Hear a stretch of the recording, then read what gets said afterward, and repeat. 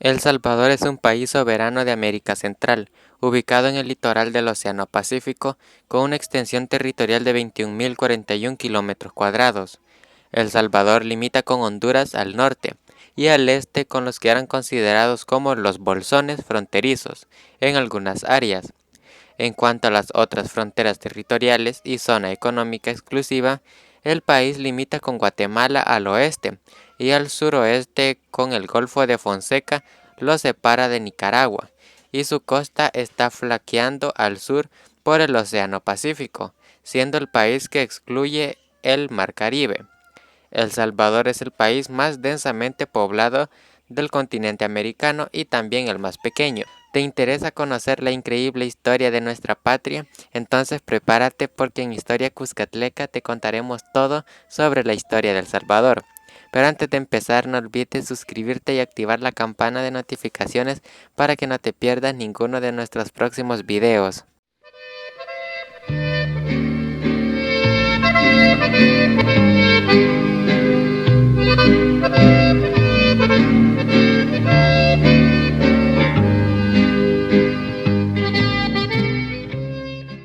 El territorio salvadoreño forma parte del área de Mesoamérica y se encuentra ubicado en una región que sirvió de paso de objetos e ideas a través del tiempo.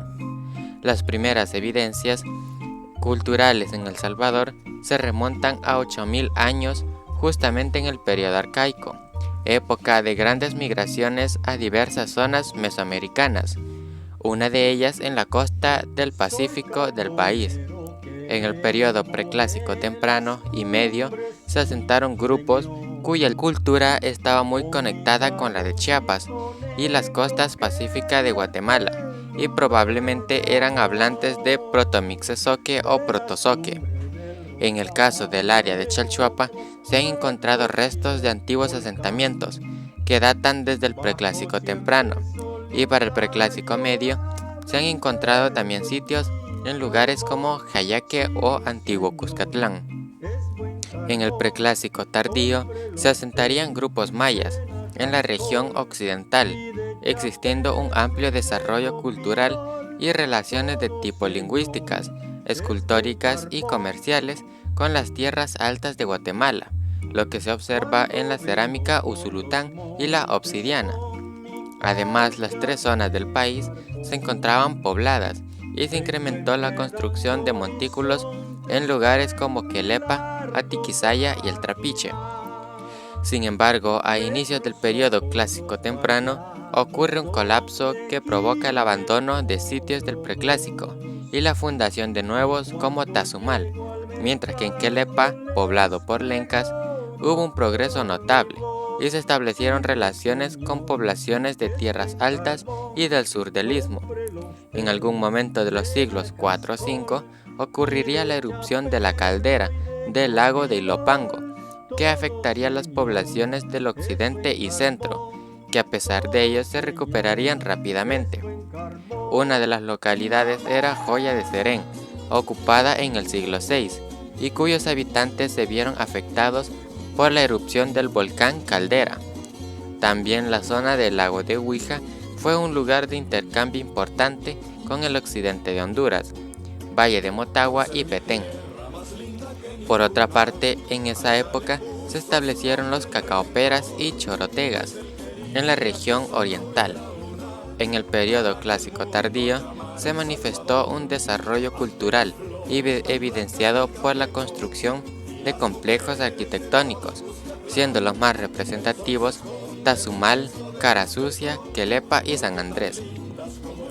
En el periodo posclásico es caracterizado por la migración de los pueblos nahuas, que ocuparon un estimado de 3/4 partes del territorio salvadoreño, dándose las primeras migraciones en el posclásico temprano, y fundarían sitios como Tazumal o ampliarían sitios como Tazumal, cuales serían abandonados al final de ese tiempo, luego de los cuales al comienzo del posclásico tardío se darían las últimas migraciones de los nonualcapipiles. En esta fase existió la construcción de obras de ingeniería y el comercio a larga distancia.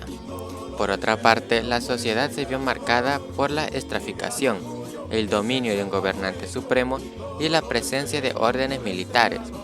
El núcleo indígena más importante fue el señorío de Cuscatlán, que se considera el modelo del desarrollo local en este periodo. Para el año de 1522, 5 navíos españoles partieron desde Panamá para explorar las costas del Pacífico.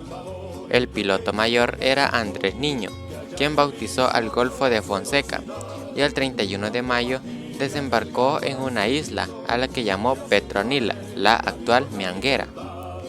Para junio de 1524, el conquistador Pedro de Alvarado atravesó el río Paz con tropas españolas acompañadas de indios auxiliares e inició la conquista en el actual territorio salvadoreño. Los colonizadores establecieron en los años posteriores diversas poblaciones. San Salvador fue erigida en 1525, pero que tuvo su asiento definitivo en 1545. San Miguel, cuyo primer asentamiento surgió en 1530, pero que se asentó en su lugar definitivo hasta 1586, y la Villa de la Trinidad, la actual Sonsonate, fundada en 1553. Todo el territorio comprendería las alcaldías mayores de Sonsonate y San Salvador, ambas partes del territorio del Reino de Guatemala. Junto a la conquista española, también se desarrolló el mestizaje y el proceso de evangelización católica, la enseñanza del idioma español y el arribo de esclavos africanos. Por la escasez de oro y plata, el reino no tenía la prepotencia de otras posesiones americanas, por lo que sustentó su economía en la agricultura. Para la creación de riqueza era aprovechado el trabajo de los indígenas, así como la apropiación de tierra. Además, los nativos fueron reducidos a pueblos de indios y eran sujetos a tributos, y no fueron raras las quejas por abuso de autoridad. La conquista centroamericana tuvo una etapa inicial de extracción de materias primas, a la que siguió la dependencia de un producto de exportación.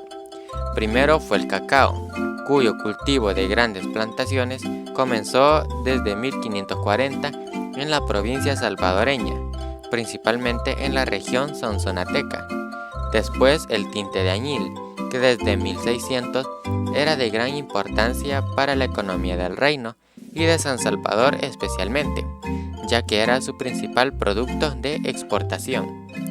En contraste, su proceso de elaboración perjudicaba la salud de los obreros indígenas, lo que provocó la incorporación de la mano de obra de africanos esclavizados.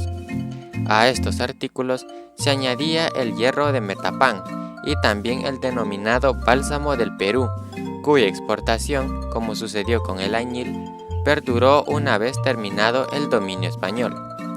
Sin embargo, en este periodo existieron factores que menoscababan el dinamismo de la economía, tales como la merma de la población indígena por enfermedades, el abuso de los recursos naturales, resultando en cosechas débiles, recesiones provocadas por las guerras en las que se enfrascaba la corona española, pésimas vías de comunicación, plaga de chapulín y el dominio del comercio en la región por los ricos comerciantes afincados en la ciudad de Guatemala, entre otros.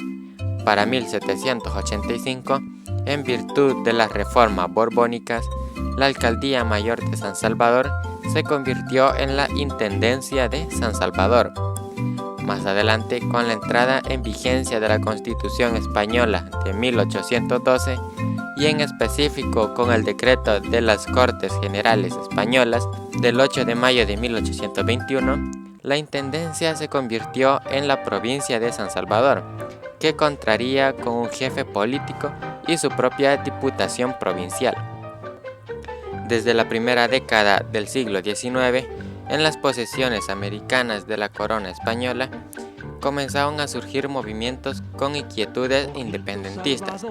San Salvador no era ajena a los sucesos, ya que la situación económica y política era desfavorable para los habitantes de la provincia, La élite local, conformada por criollos y religiosos, deseaban lograr la autonomía y sacudirse el dominio de la aristocracia guatemalteca, por lo que el 5 de noviembre de 1811 estalló una sublevación en contra de las autoridades europeas.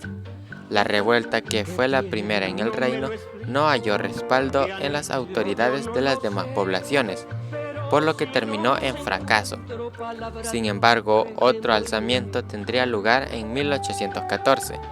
El gobierno de la capitanía logró mantener el control sobre los amotinados hasta el año de 1821, cuando en la región se conoció la firma del Plan de Iguala en el Virreinato de la Nueva España y la proclamación de independencia de Ciudad Real, que motivó a los independentistas a presionar al jefe político Gabino Gainza para que convocase a la Diputación Provincial y firmara el Acta de Independencia, que tuvo lugar el 15 de septiembre de 1821.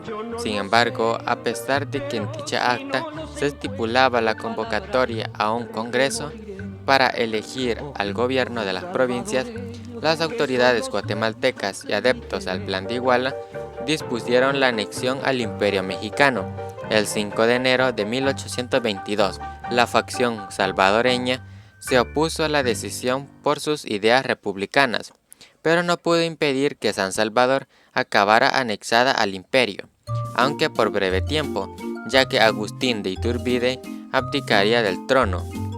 El 1 de julio de 1823 se proclamó la independencia absoluta de las provincias del Reino de Guatemala, que pasaron a llamarse Provincias Unidas del Centro de América, y cuya asamblea constituyente era presidida por José Matías Delgado.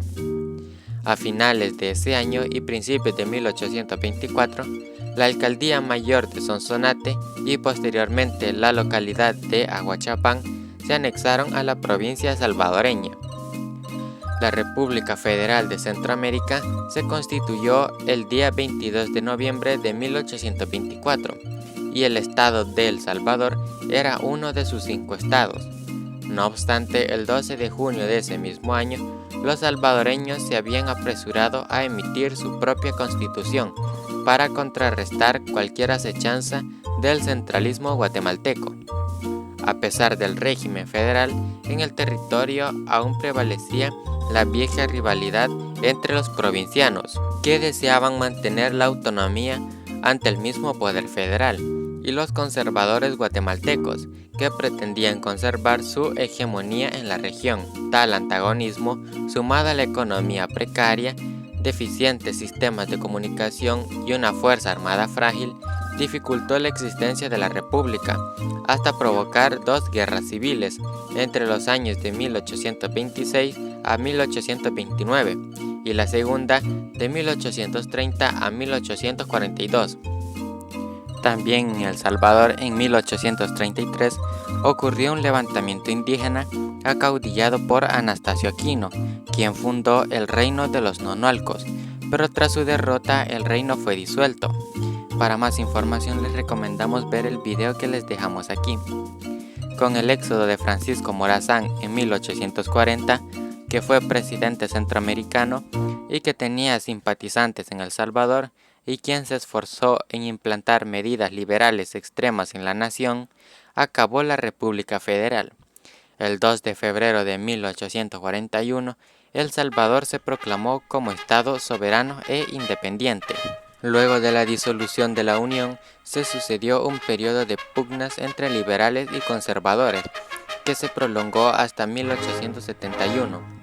En este periodo decayó el cultivo del añil y se introdujo el del café, el cual fue fomentado durante la administración de Eugenio Aguilar e intensificado en la del capitán general Gerardo Barrios. A finales del siglo XIX, El Salvador pasó por un periodo de discordia interna. En 1871, Santiago González Portillo tomó el poder mediante un golpe militar. El general Francisco Menéndez hizo lo mismo en 1881, Carlos Ezeta en 1890, el general Rafael Antonio Gutiérrez en 1894 y el general Tomás Regalado en 1898. Sin embargo, estos cambios en el poder se libraron entre redes de terratenientes rivales, conocidos como barones del café, y políticos bajo su patrocinio en lugar de entre las fuerzas militares oficiales y gubernamentales. Entre 1871 y 1931 se sucedieron los gobiernos liberales, que favorecieron los intereses de la naciente élite ligada al cultivo del café. En 1881 y 1882, durante la presidencia de Rafael Saldívar, la Asamblea Legislativa decretó sendas leyes de abolición de las tierras comunales y ejidales que fueron vendidas a particulares, lo que provocó un cambio brusco en la tendencia de la tierra. Con la ley de extinción de comunidades se argumentaba que la división de los terrenos poseídos por comunidades impide el desarrollo de la agricultura, entorpece la circulación de la riqueza y debilita los lazos de la familia y la independencia del individuo. Por su parte, con la ley de extinción de ejidos, se sostenía que uno de los mayores obstáculos para el desarrollo de la agricultura es el sistema ejidal, por cuanto anula los beneficios de la propiedad en el mayor y más importante parte de los terrenos de la República, que se hayan destinado a cultivos de ínfimo valor o abandonados del todo, por lo precario del derecho de sus poseedores, manteniendo a estos en el aislamiento y la apatía e insensibles a toda mejora. A partir de 1898, con la llegada al poder del general Tomás Regalado, hasta 1931 se sucedieron una serie de gobiernos estables. La presidencia quedó en manos de los grandes terratenientes cafetaleros. La élite económica gobernó el país pasándose la presidencia en forma directa. A este periodo histórico se le conoce como la República Cafetalera. En esta parte de la historia viene un gran progreso para consolidar un Estado-nación cafetalero, a la vez que se invierte en infraestructura. En 1908 construyeron vías ferroviarias para articular las zonas cafetaleras con el puerto de Acajutla, para mantener una rápida comunicación entre la zona oeste con el este del país. Se construyó sobre el río Lempa el Puente de Oro. Los financiamientos y las inversiones norteamericanas fueron desplazando a los ingleses. La alianza con la oligarquía y con la burguesía agrícola fue la política que los Estados Unidos siguieron para expandir su dominio político y económico en la región, método que a la vez para desplazar al capital inglés. Manuel Enrique Araujo, presidente entre 1911 y 1913, creó la Guardia Nacional y tomó una serie de medidas para aumentar la presencia del Estado en el interior del país. La bandera y el escudo actuales del país fueron adoptados en 1912, durante la presidencia de Araujo, quien fue asesinado en febrero de 1913. Después del asesinato de Araujo, la poderosa familia de los Meléndez Quiñones gobernó el país hasta 1927. Ellos eran miembros de la élite económica, conocida como las 14 familias u oligarquía criolla, por ser descendientes directos de españoles nacidos en el país. Además de estas familias estaban también los Dueñas, los Araujo, los Orellana, los Álvarez, los Mesayau, los Quiñones, los Molina, los Regalado, los Meléndez Castro y los Bukele. Al final del periodo asignaron a Pío Romero Bosque a la presidencia, pero este organizó elecciones consideradas libres, que fueron ganadas por el Partido Laborista de Arturo Araujo. El Partido Laborista recibió el apoyo de estudiantes, obreros y del Partido Comunista Salvadoreño, que había sido fundado en 1930 por un grupo de militantes, entre los que se encontraba el heroico Farabundo Martí. Araujo instauró un régimen de libertades civiles y permitió la inscripción del Partido Comunista como partido político legal. En 1929, la economía del país entró en crisis como consecuencia de la caída de los precios del café en el mercado internacional. En 1931, el general Maximiliano Hernández Martínez llegó al poder tras un golpe de Estado contra el presidente civil Arturo Araujo.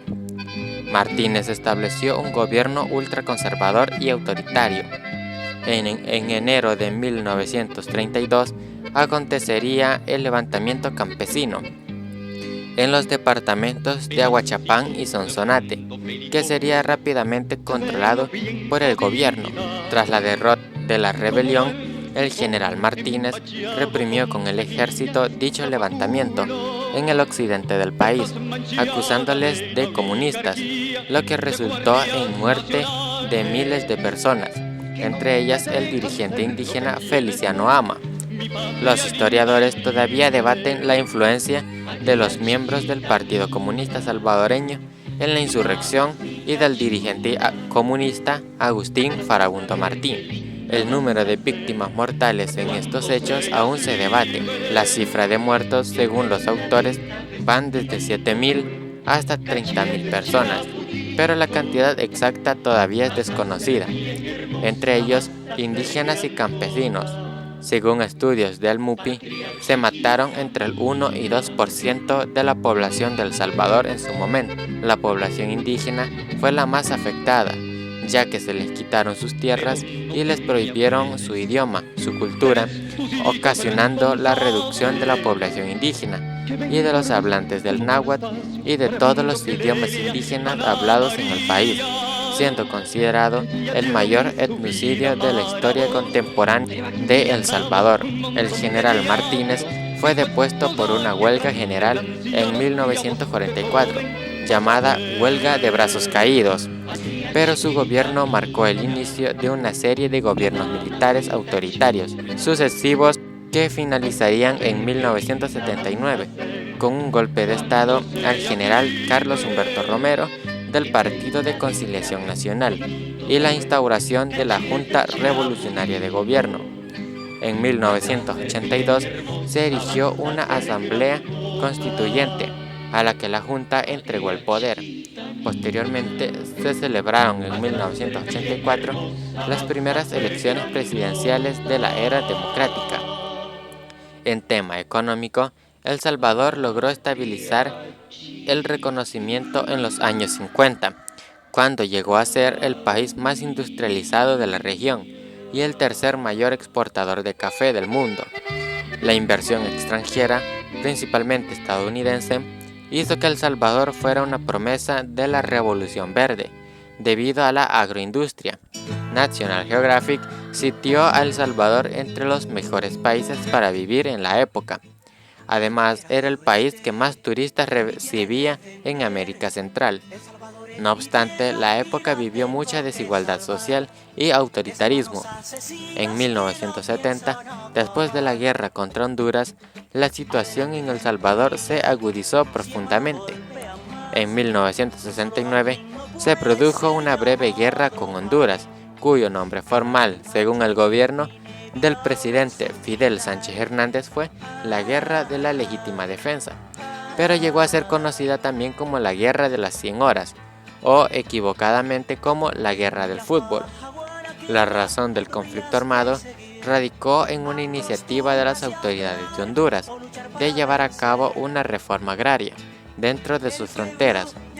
Tal distribución de tierras favorecía solamente a hondureños. De tal modo, los miles de salvadoreños radicados en Honduras se vieron obligados a volver a su país, luego de haber sido expropiados de sus tierras. En respuesta a esta situación, El Salvador declaró la guerra a Honduras, ocupando más de la mitad del territorio hondureño. El ambiente de violencia política que se había vivido la década anterior contribuyó enormemente a la guerra civil, que duraría 12 años, de 1980 a 1992. Fue un conflicto que militarmente se definió como una guerra de baja intensidad o guerra popular, prolongada, como la denominaban las fuerzas guerrilleras del FMLN, y que costó la vida de más de 75.000 personas, entre ellos muertos y desaparecidos. Algunos factores que contribuyeron a la guerra fueron la caída internacional del precio del café, los constantes fraudes electorales y el descontento de la población por la forma de gobernar de los militares. Entre algunos sucesos, se encendieron los ánimos durante el conflicto armado. Destacan los asesinatos del arzobispo de San Salvador, Óscar Arnulfo Romero, y el fray Cosme Espesoto Samuner, ambos en 1980. Las Naciones Unidas informa que la guerra mató a más de 75,000 personas entre 1979 y 1992, junto con aproximadamente 8,000 personas desaparecidas. Las violaciones de los derechos humanos, en particular el secuestro, la tortura y el asesinato de presuntos simpatizantes del FMLN por parte de las fuerzas de seguridad estatales y los escuadrones de la muerte, fueron omnipresentes. El gobierno salvadoreño fue considerado un gran aliado de los Estados Unidos en el contexto de la Guerra Fría. Durante las administraciones del presidente Jimmy Carter y Ronald Reagan, Estados Unidos proporcionó de 1 a 2 millones de dólares al día en ayuda económica al gobierno salvadoreño. Los Estados Unidos también proporcionaron un importante entrenamiento y equipo a los militares. En mayo de 1983 se informó de que los oficiales militares estadounidenses estaban trabajando dentro del alto mando salvadoreño y tomando importantes decisiones estratégicas y tácticas. El gobierno de los Estados Unidos creía que su asistencia al gobierno de El Salvador estaba justificada porque los insurgentes estaban respaldados por la Unión Soviética, Cuba y Nicaragua. Las tácticas de contrainsurgencia implementadas por el gobierno salvadoreño a menudo se dirigieron a los no combatientes civiles. En general, las Naciones Unidas estimaron que la guerrilla del FMLN fueron responsables del 5% de las atrocidades cometidas durante la guerra civil, mientras que el 95% fueron cometidas por las fuerzas de seguridad salvadoreñas. La rendición de cuentas por estas atrocidades, que era de la guerra civil, se ha visto obstaculizada por una ley de amnistía de 1993. Sin embargo, en el 2016, la Sala de lo Constitucional de la Corte Suprema de Justicia de El Salvador falló en el caso inconstitucional 44-2013, 145-2013, que la ley era inconstitucional y que el gobierno salvadoreño podía procesar a los presuntos criminales de guerra. El ambiente turbulento finalizó en 1992, cuando los combatientes del Frente Farabundo Martí para la Liberación Nacional, conocido como el FMLN, formado por 5 agrupaciones de izquierda, y el gobierno de derecha del entonces presidente Alfredo Cristiani, de Alianza Republicana Nacionalista, conocida como ARENA, firmaron los acuerdos de paz. El 16 de enero de 1992, en el castillo de Chapultepec, en México, que aseguraron reformas políticas y militares, pero no profundizaron en el aspecto social. San Salvador, la capital, es conocida por los muchos sismos que ocurren, por lo cual se le ha llamado popularmente Valle de las Hamacas, desde tiempos de la colonia. El 10 de octubre de 1986, un terremoto de 7.5 grados de intensidad en la escala de Richter, de 38 segundos de duración y muy superficial, destruyó gran parte de la ciudad de San Salvador, con un total de 3.500 a 5.600 fallecidos y 200.000 damnificados. El 13 de enero del 2001, otro terremoto, de 7.7 a 8.0 grados de la escala de Richter, causó gran destrucción a lo largo y ancho del país.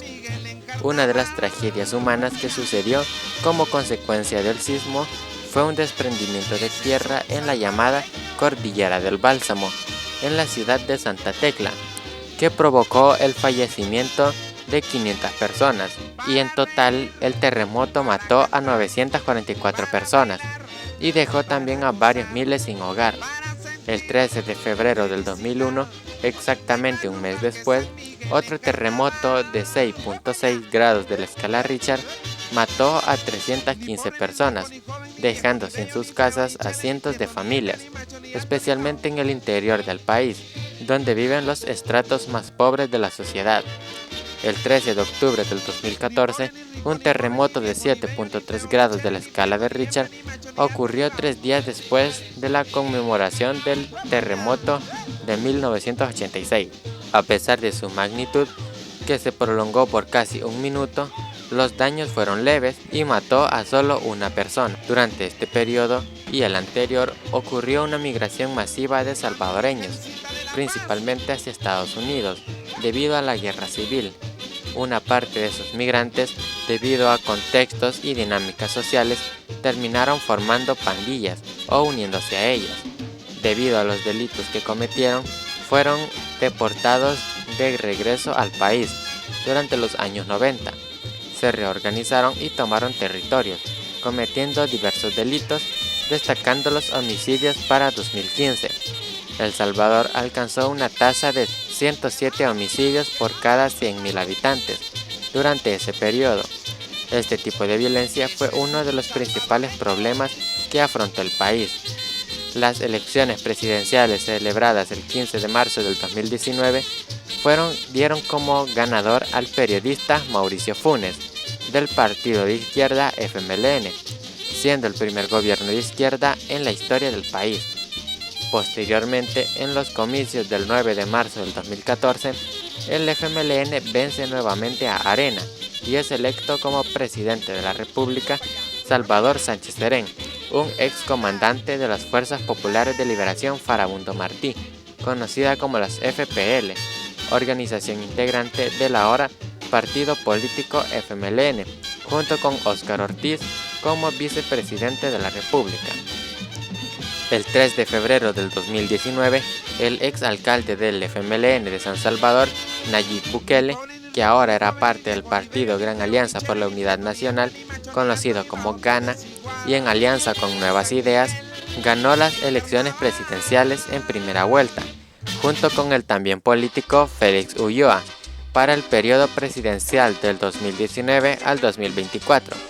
La victoria de GANA en las elecciones rompió con el bipartidismo en la alternancia en el poder entre Arena y FMLN, que gobernaron en los últimos 30 años. La pandemia de COVID-19, que se inició en el 2019, se extendió a El Salvador en marzo del 2020 y afectó a la política salvadoreña, ya que se produjeron algunos desacuerdos entre los tres poderes del Estado, referentes a algunas decisiones tomadas por Bukele durante la emergencia sanitaria.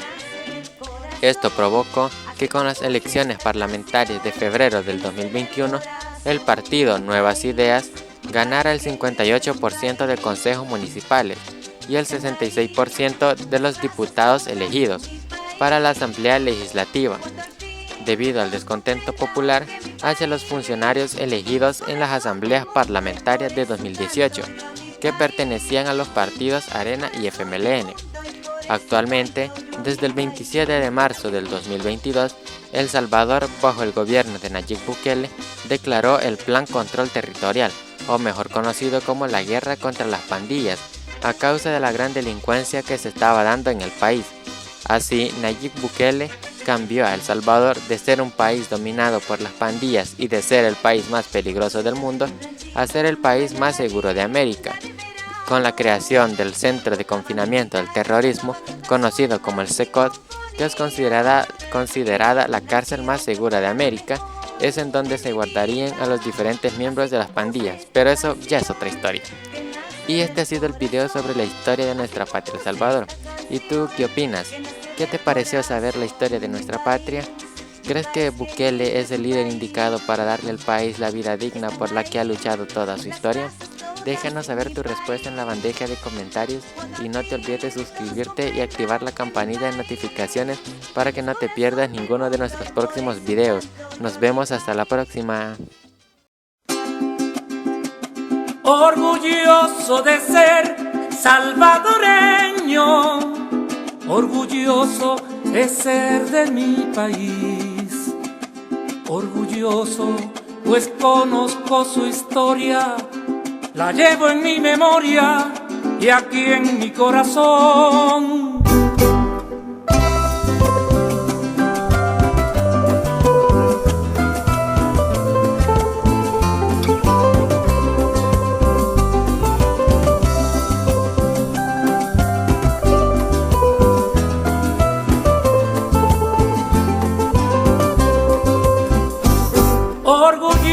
orgulloso de ser salvadoreño, orgulloso es ser de mi país, orgulloso pues conozco su historia, la llevo en mi memoria y aquí en mi corazón.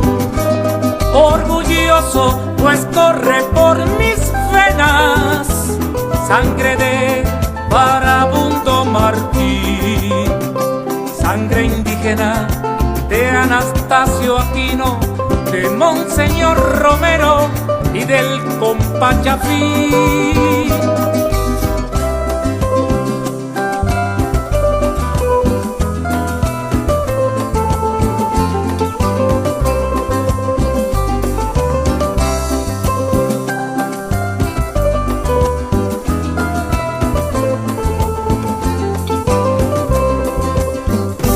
Orgulloso de ser salvadoreño, orgulloso de ser de mi país.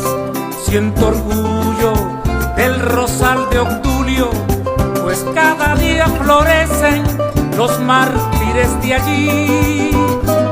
Orgulloso de conocer mi historia, orgulloso vendrá el porvenir.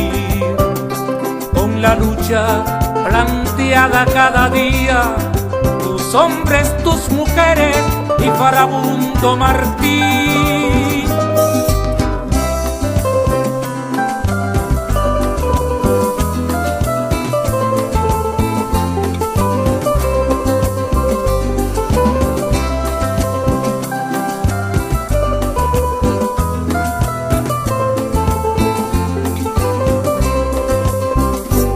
Orgulloso de ser salvadoreño, orgulloso es ser de mi país. Y aunque lejos esté de mis fronteras, Guazapa está por siempre aquí en mi corazón.